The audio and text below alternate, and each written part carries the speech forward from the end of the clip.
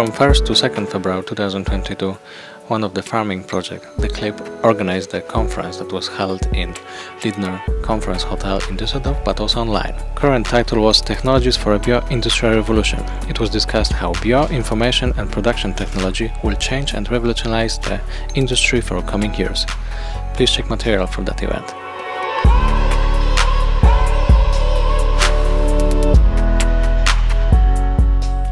Currently, your cluster is the organizer of the annual CLIB International Conference. What issues and topics will the conference deal with this year? Well, this year we are focusing on the technologies that are necessary for the biotech revolution, as we call it. So we are looking into new process technologies, innovative process concepts, also into scaling up and optimizing of processes, but also topics like artificial intelligence, big data are quite important for us this year, as well as synthetic biology and enzyme optimization. But we are also tackling overarching topics like circularity and sustainability, and also we have the final of our GBIP competition, that's a business plan competition, so we are also active in the field of transferring knowledge from the academia into newly founded startups. Well, if you talk about insects, you automatically think about proteins. When you talk about proteins, you immediately think about food and feed. So you have a direct line from insects to nutrition and also educated nutrition. But this is, from my point of view, only part of the medal. The insects are much more. They are multi-talents. They are fabrics. They are factories.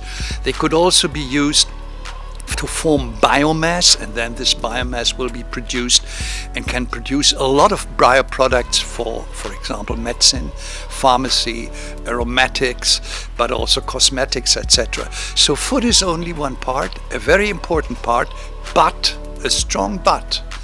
In the area of food and feed, you have some ethnic problems for insects and food. In Europe, insects are dealt with in a different way than in Asia, and that's a barrier in spite of the tremendous potentials we have, which is not yet overcome.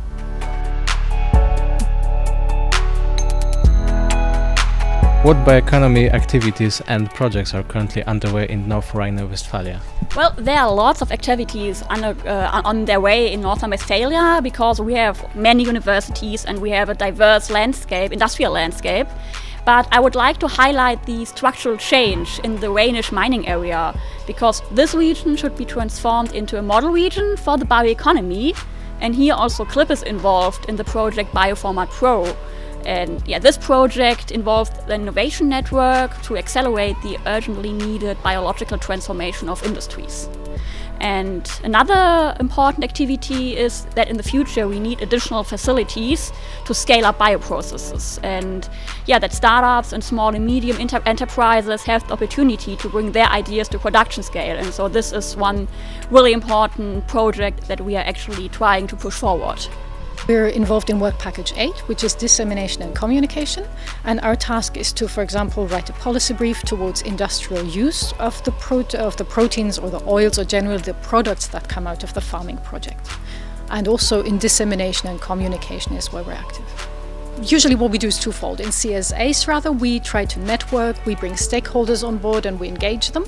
And in research and innovation actions, our part is usually more in dissemination, in getting the connection to the industry. So that's what we as a cluster do best, is we try to network academics, SMEs and industry in order to get results from low TRL up to higher TRL and into market implementation.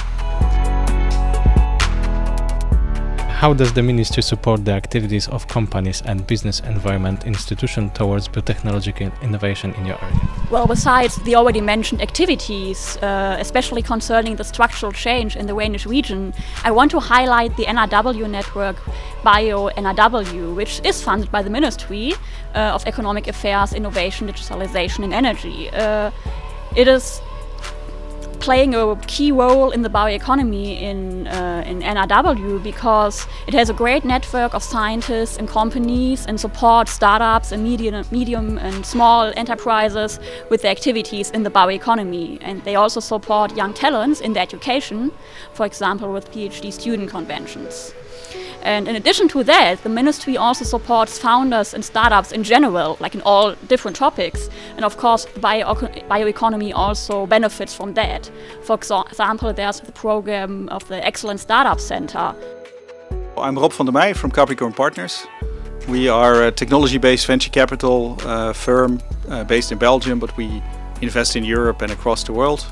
So I think it's very positive that SMEs can lead these projects and you don't leave it to the corporate. The corporates typically have already a lot of vested interest that can be more of a break, a slowdown, rather than it serves as an accelerator. Of course, corporates have a lot of knowledge, so to have them in the project is good. But an SME lead can actually lead to a much stronger focus, no political games, no blockage of vested interest. And of course for the company to take their product to market or sell it or license it, yeah, that's a question for the company specific. There's no generic answer to that.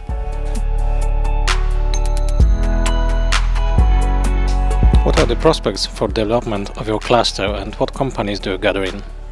I think that we will see a much more intersectoral network even than we are seeing today. So we will definitely incorporate more companies from the food and feed industries, as alternative protein sources are a great topic for our clusters and for our players here in the network. So we will see definitely more companies joining us from that perspective, and also other sectors like the textiles industry and also cosmetics and personal and home care will definitely take more momentum in the next years.